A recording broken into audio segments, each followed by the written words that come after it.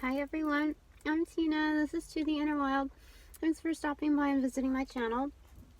And most of all, thanks for taking a moment to, take in something that might help you grow, help you along your journey. Hi everyone.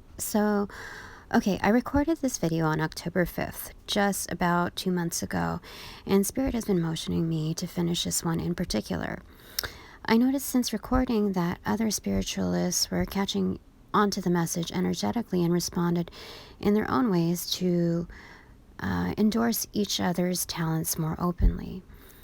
While I had mixed feelings, more on the perturbed side, at least initially, given the safe attempts that fell within their egocentric capacity, Spirit tells me to stand above the pettiness and be content with the fact that the message is being received and followed. Everyone has their own path, and by the way we choose to follow it, we'll heed respective judgment when reward is presented alongside consequence. So, really don't worry about it. It's fine as is. The job is done and the mission is completed. On to the next thing, better things. That's the whole point, really. And to show a sense of camaraderie and respect for each other's paths, and to be able to understand our differences and kind of just learn from each other. So today we are going to work with our shadow cards. I love this new one. It's supposed to help us learn the language of our unconsciousness.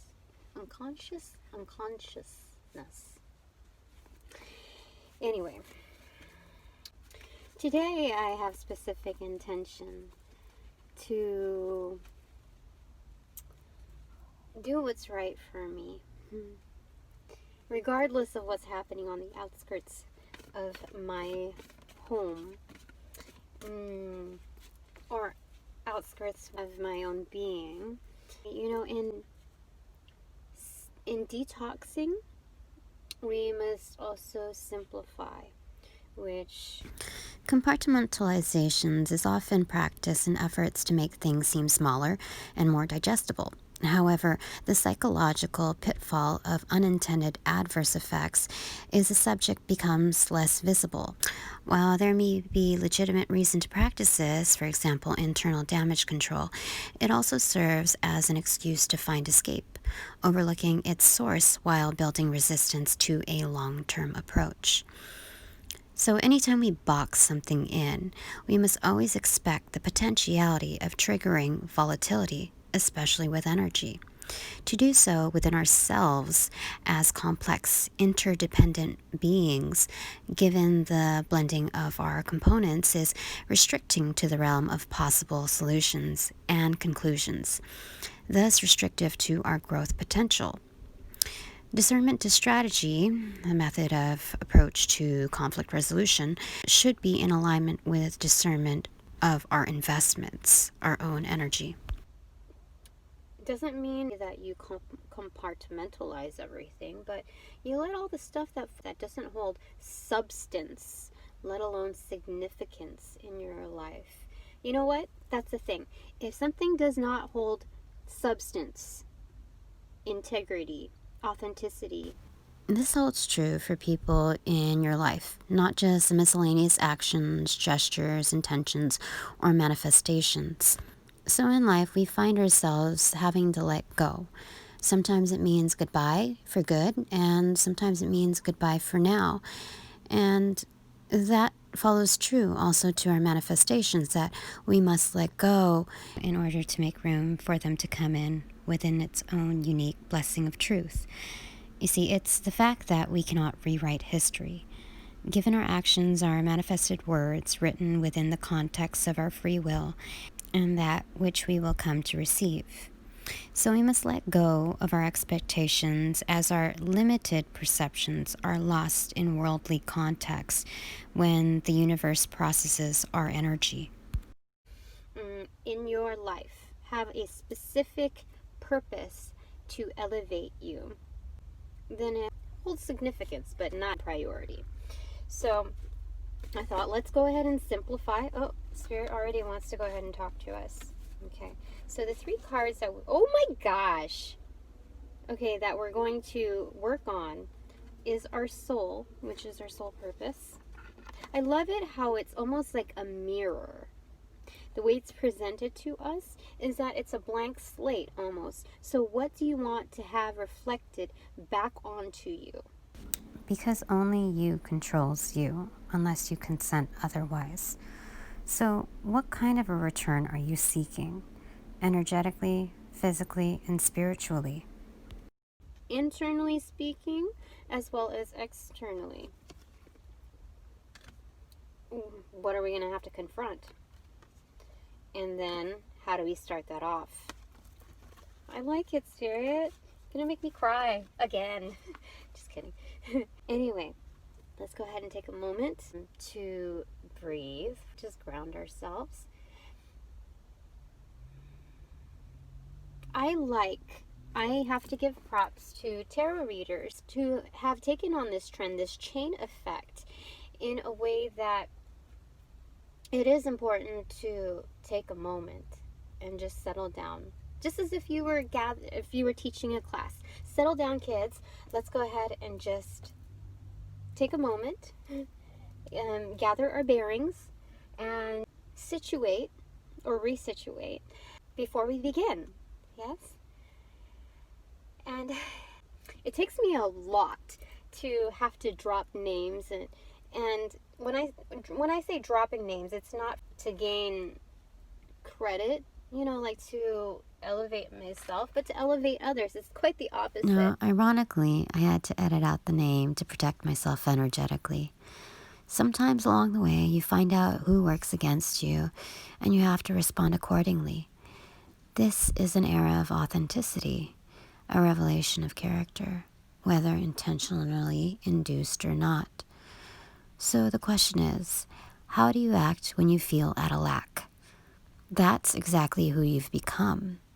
That's your role, and you chose that. Remember, when you recognize things for what they are, you respond. For a reaction is aggression provoked and induces motion to its continuing cycle. Continuing a bit further to close the loop in the dynamic of our interconnectedness, we examine our own soft spots, our weak points within our own foundations. So I find I have some commitment issues with, because a lot of people have done me wrong, and I haven't done very many people wrong. I couldn't remember a time I did something deliberately unethical, but I'm acknowledging it's part of the inevitable truth of growth, as they are motioned by mistakes. I can remember the mistakes in my life that involve volatility, the mishandling of truth, and the disempowering nature of anger and pain, down to the mundane trivialities of life when you surrender your power. I made that mistake, a common human error, to relinquish control to someone else. At all to deserve that. So when we talk about mirroring, we're not saying that like equals exact like. It's not an exact replica. 444 on the clock. So when the universe, cosmically speaking, the law of attraction is like attracts like. Some spiritualists believe this is not a good practice to associate the bad with something caused by themselves. However, the essence that we are not connected is an oxymoron to the subject of spirituality itself, given a singular polarity represented. This may be in efforts to exercise caution with those who already suffer from depression. However, most professional counsel would say this is also an oxymoron. The reason why depression is so deep is because of it being buried with every energetic effort we give to it. This includes denial and resentment that are often drivers of such a condition. Therefore, when one cannot address his or her part within the locus of control, the less one is apt to engage in its correction. This energetic aloofness isn't one, in my opinion, that we should gamble continuing because of the fear of addressing issues. If an empath feels bad, it's karma from the universe that is meant to create a clearing on the lower level of the tower moment. It is meant to teach and reinforce the lessons learned because before we became woke, we were asleep. These opportunities are meant to help us recalibrate organically after reincarnation clears us upon entering this world, almost like clean slating. To associate only the good with yourself is egoistic, lacking in depth, and compromising to long-term foundations.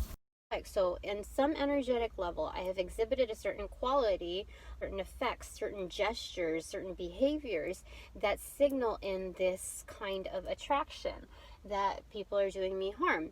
And the thing is that some well-versed spiritualists would say, well, I know exactly what you're talking about. But, a lot of people who come to these channels are starting on their journey. So I guess I'm speaking to you and to those that need this. But for me, I just came to the awareness, well, I'm coming to the awareness that a more mindful state to grasp this into a more tangible resource, so that I carry it with me 24/7 and work with this shadow on a more material plane, alchemical. So in manifestation, when you work with your shadows, sometimes you have to not just dig deep, but allow it to resurface in a way that you can actually glimpse at the whole. Actively accepting it in your new now moment as it resurfaces, validating its existence and your rightful response, not reaction, to the experience. With this, we are able to empower ourselves with the focused energies in alignment towards the situation itself, rather than exhausting energies of fear-induced emotion. And really take that with you. Let it resonate with you, your full being, in your consciousness, to make the changes happen. Oh my gosh, I'm going to cry.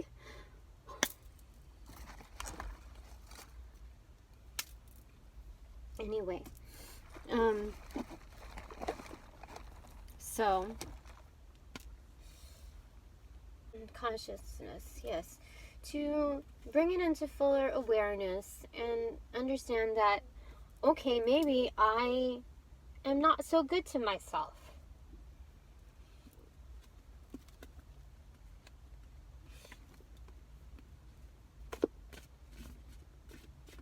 I've known that for a while, but it's only like a hindsight realization after I step out of something really horrible.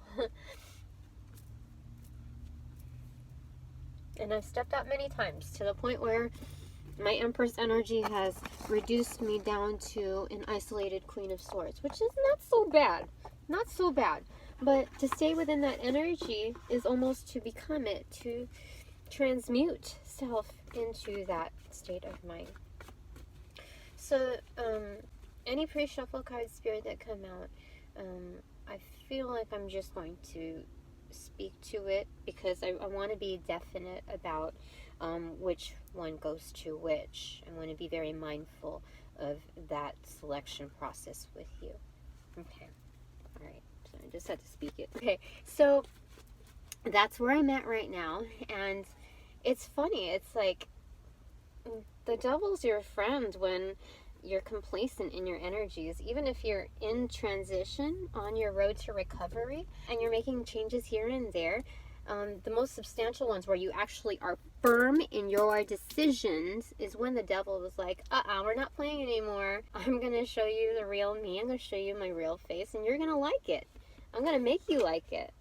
Oh, look at this, what came through. It is almost like an all-seeing eye of truth. You see the blue eyes? I don't feel like there's any favoritism in this deck. I haven't thumbed through everything, let alone for a fifth of it. So I don't know what images are going to come through. But do you see the diversity between the two? You see that in the colors represented here. And that there's a dividing space between them. Almost like a barrier, but it's almost like an invisible wall between them. And they're facing, wait, are they facing each other? They're not facing each other. They aren't. Do you see the way their hands are drawn? They're not facing each other. So I feel like in life we go through obstacles. So a lot of critics would say, like, yeah, duh, of course I'm going through some BS. Isn't everyone? That's the whole point, that we're all going through some kind of adversity, some kind of conflict, and it could be a presentation of self between yin and yang. Wait a second. I should know this, between which one is white and which one is black. I mean, you know what I mean? Like the yin and yang, 10-10 on the clock. So the division of self as well as division between others. So we have to look at that mirror effect, the cause and effect of our placement and how we position ourselves, what our gestures are. Because gestures are really intentional behaviors, right? So we need to be mindful not only of our mindless state, our autopilot state, but most definitely our gestures, our actions filled with intentions, because we're all growing, and even if we intend for something to happen, it doesn't mean that it always plays out that way. Consider the applicable concepts to office politics. The lack mindset manifested in gestures of fear compels some to work against their truths, inhibiting their potential as well as others. Instead, these people build alliances of faulty reciprocation in a faulty team setting, because at the root, siloed agendas by their very nature cannot be aligned. We can want, or like so much, and desire so much, but if it's not manifested, if it's not grounded as above, so below, then they're futile efforts. And it could be perceived as a mask, deceiving yourself, that you're working on yourself when you're actually not crossing those difficult bridges. So